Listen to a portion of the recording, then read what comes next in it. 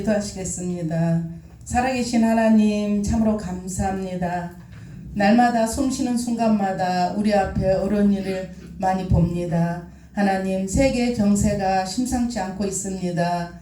하나님 아버지 전쟁과 기근 지진으로 인하여서 이 세상은 하나님 몸살을 앓고 신음하고 있습니다. 그러나 우리는 걱정할 것이 없는 것이 하나님이 함께 하시기에 소망이 있습니다. 오직 주님만이 우리의 피난처이십니다.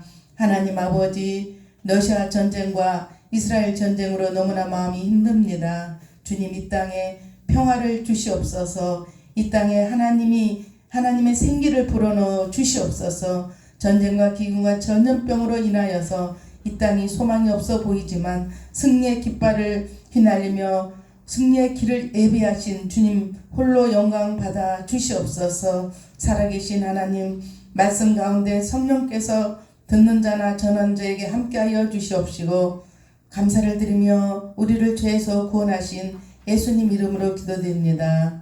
아멘.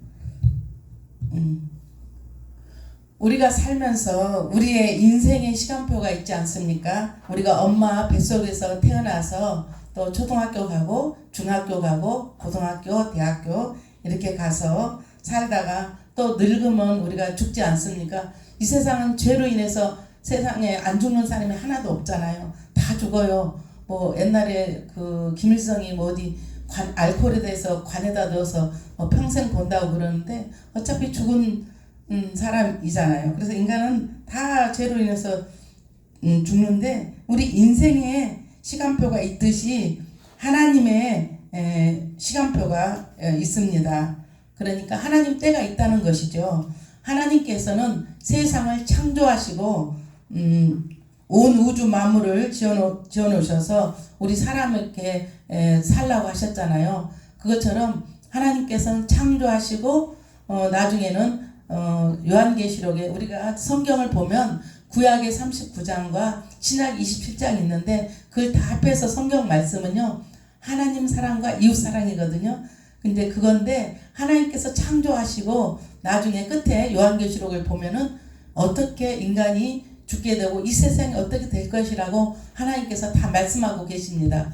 그리고 우리 인간을 너희들은 태어나서 어떻게 살 것이며 죽는 것도 다 어떻게 해서 죽고 죽음 뒤에 죽음 뒤에는 심판이 있고 또 죽음 후에 예수님이 어떻게 사는 것까지 예수님 재림하는 것까지도 모든 걸 이 성경에서 다 하나님께서 기재해 놓았어요. 그러니까 인생이 힘들고 어려우면 성경 보면 다 어떻게 살 것이라고 다 돼 있고 또 이 세상이 처음이 어떻게 창조되었으며 어떻게 해서 끝이 어떻게 될 것을 이 요한계시록에 다 써 있기 때문에 하나님의 시간표 끝이 있는데 하나님께서는 그러시잖아요. 나는 알파와 오메가다. 내가 처음이고 마지막이라고 하나님께서 분명히 하시면서 내가 그 대신 세상 끝날까지 지진과 기근과 또 요한계시록에 보면요. 무시무시한 말이 많이 나옵니다. 인간 3분의 1을 하나님께서 쓸고 나중에는 3분의 1로 쓸어서 내가 세상에 끝이 종말이 올 것이라고 말씀하시거든요.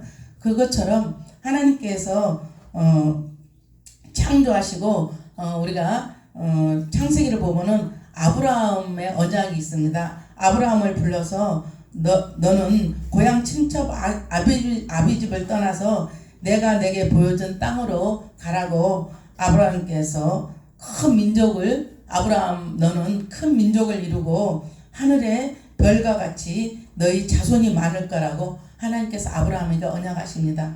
그대로 지금 아브라함이 하늘의 별처럼 민족이 많이 있어요. 근데 지금 전쟁을 제가 보니까 이스라엘에 그 아브라함의 큰 마누라가 사라거든요. 그 사라 큰 마누라와 작은 마누라가 이스마엘, 그러니까 아들이 이스마엘이죠. 그 이스마엘 큰아들의 그 아브라함의 큰아들이 이삭인데 둘째 마누라 아들이 아브라함의 큰아들이 이삭이고 둘째 마누라 아들이 누구라 했죠 제가? 이스마엘과 이삭 싸움이에요. 결국에는 이스마엘은 자기들 믿는 종교가 따로 있고 이삭은 또 그런데 유대인들은요, 그 이스라엘의 유대인들은 하나님은 믿는데, 그러니까 성부 하나님은 믿는데 예수 그리스도는 믿지 않아요. 그래서 우리나라 사람들이 많이 이스라엘에 지금 들어가 있어요. 그래서 성부 하나님만 믿지 말고 성자 하나님만 너 믿으라고 계속 가서 전도하거든, 선교하시거든요. 근데 유대인들이 많이 개종돼서 지금 있는데 그 자기 유대인들끼리도 싸우더라고요. 그러니까 성자 하나님을 믿는 사람들한테 가서 막 행패 부리고 막 부수고 그러더라고요.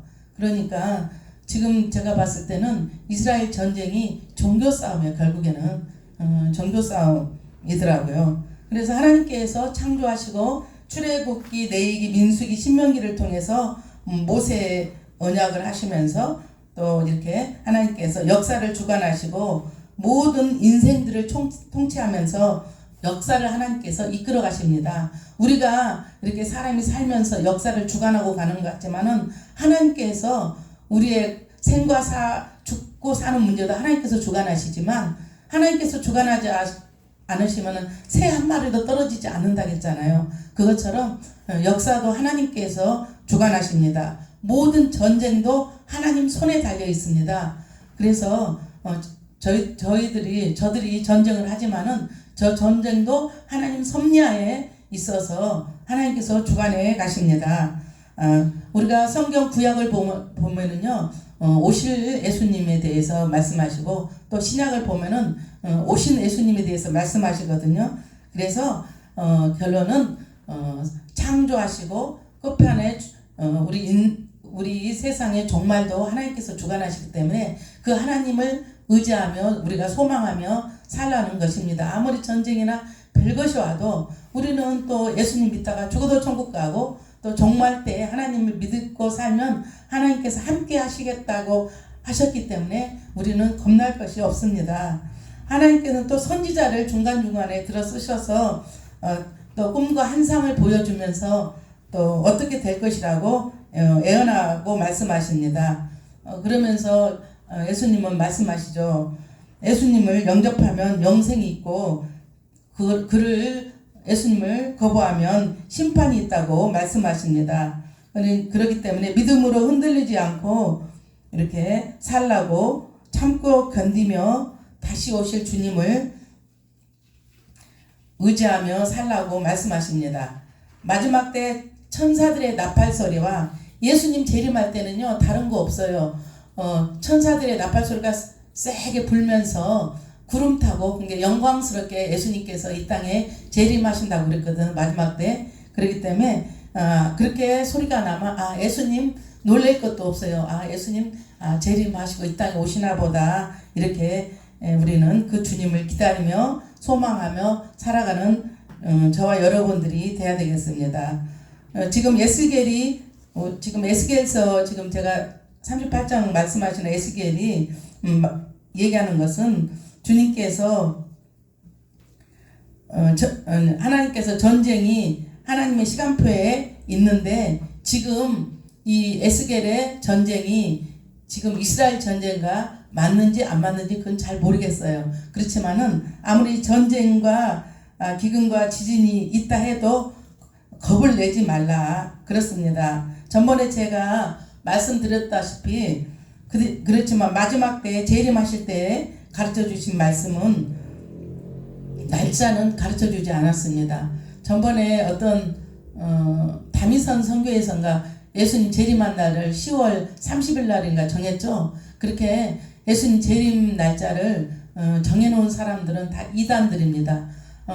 예수님 재림할 날짜는 자기도 모르고 아무튼 아버지만 아신다고 말씀하셨거든요. 그러니까 우리가 예수님이 언제 재림할지는 누구도 모릅니다.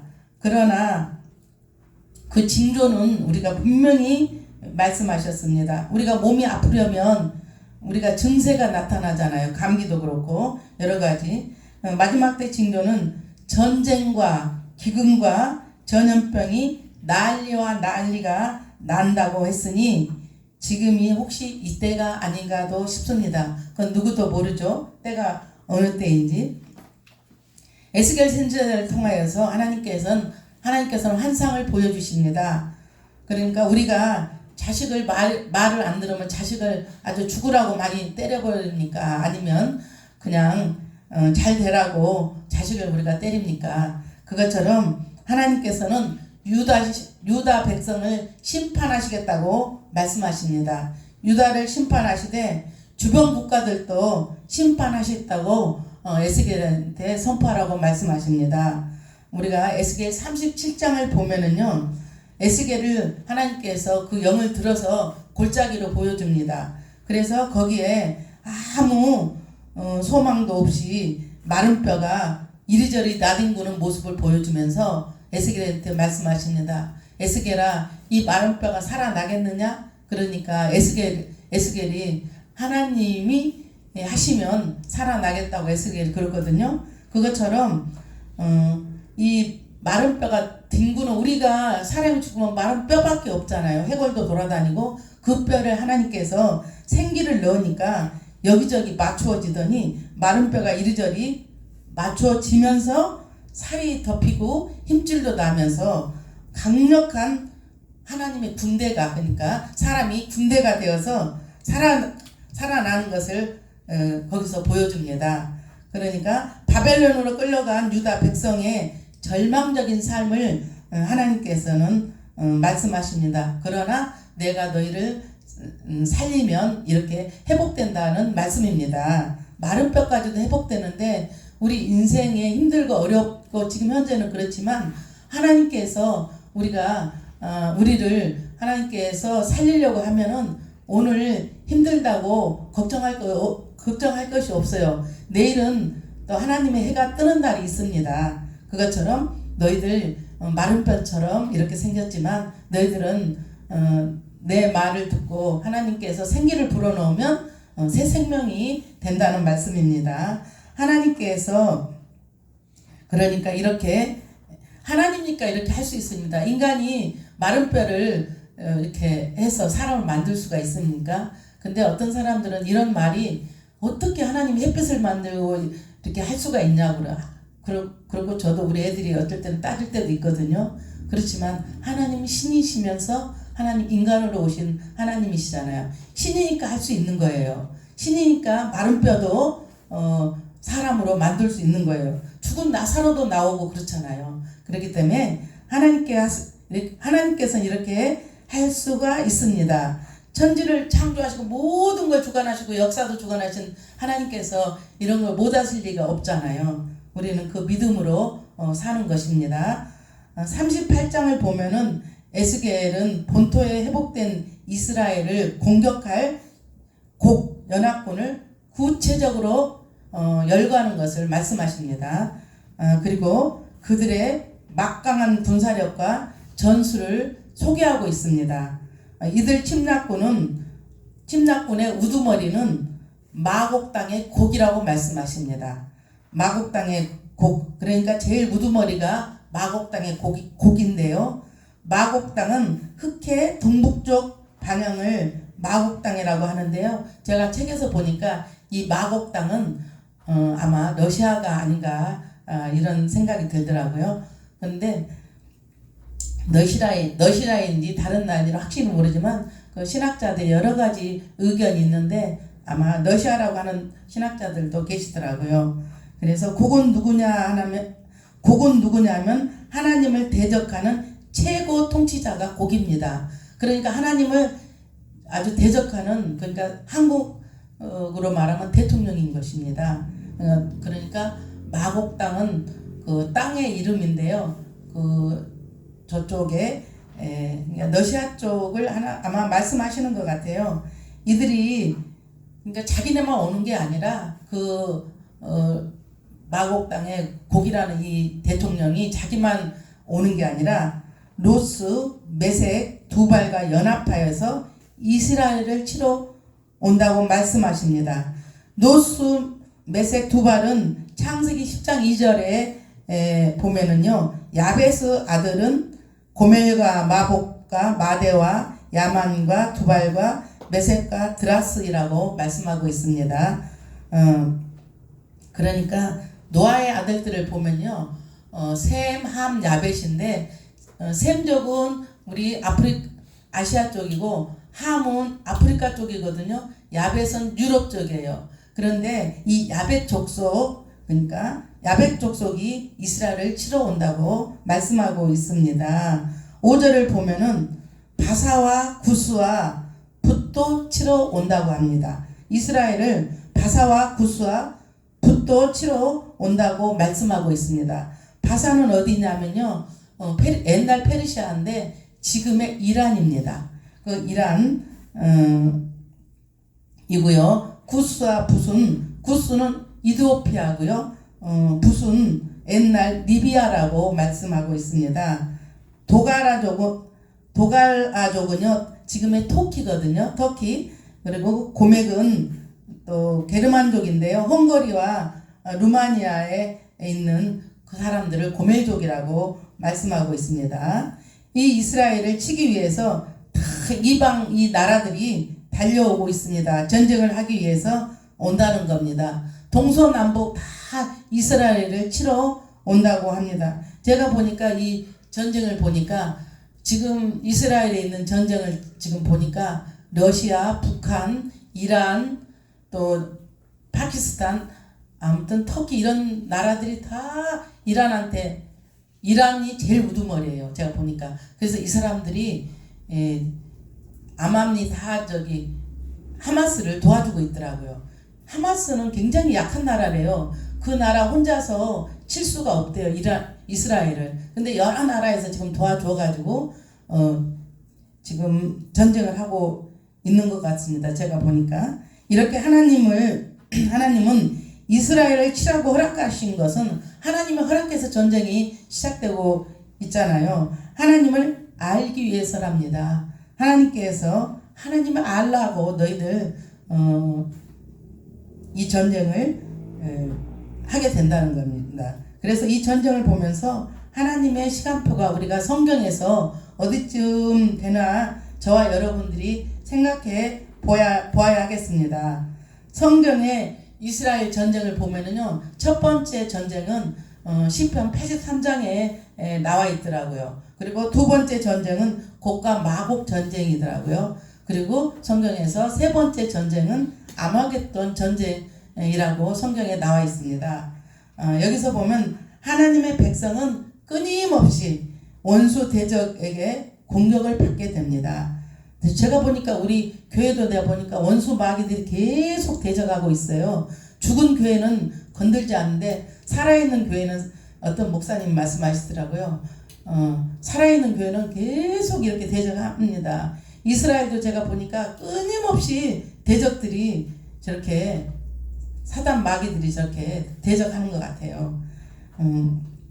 그래서 에스겔 선지자는 이렇게 말합니다. 이스라엘 백성들이 본토로 회복되어서 아주 평화롭고 한가한 때 있을 때라고 말씀하시거든요. 그때 곡 연합군의 공격이 이말이라고 말씀하십니다. 하나님의 백성이 된 자는 불신자보다 더 많은 고통과 어려움이 보통 일반적입니다. 그냥 불신자들은 어차피 또 지옥 가니까 건들 필요도 없어요. 그렇지만 천국 가는 우리 예수 믿는 사람들은요, 끊임없이 얘들이 못 가게 하기 위해서 그렇게 또 하고, 또 성전을 또 무너뜨리기 위해서 또 이렇게 전쟁이 시작되는 것 같습니다. 그래서 선지자는 이방 대적들을 피할 것이 아니라 싸워서 물리치고 승리하도록 격려하면서 용기를 주었습니다. 하나님이 이미 승리해 놓은 전쟁을 우리는 하는 겁니다. 이미 하나님께서 다 전쟁과 우리 또 삶도 하나님께서 승리해 놓으신 길을 우리는 가는 겁니다. 하나님께서 그러시잖아요. 다 십자가에서 다 이루었다고 말씀하십니다. 다 이루어 놓은, 일본하고 우리나라하고 축구하면은 우리가 다 이겨놓은 골을 그냥 경기를 하는 것처럼 하나님께서 승리의 길을 지금 전쟁과 여러 가지 환경을 통해서 하시지만 이미 승리해 놓은 우리들의 인생들입니다. 하나님은 능력으로 택한 백성을 보호하고 계십니다.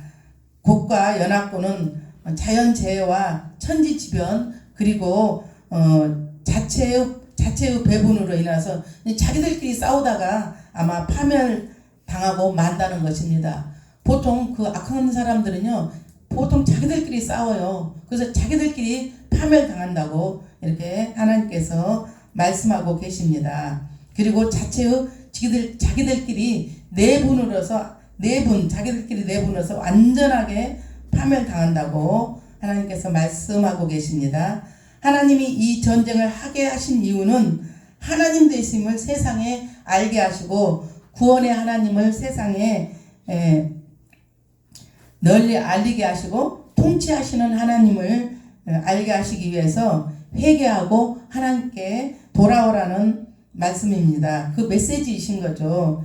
이 본문에서 국가 연합군의 무시무시한 세력을 우리가 볼 게 아니라 이런 엄청난 세력조차도 택한 백성을 지키고 보호하시는 하나님의 강력한 능력 앞에서는 허풍쟁이가 밖에 될 수 없다는 것을 저와 여러분들은 분명히 알아야 될 것입니다.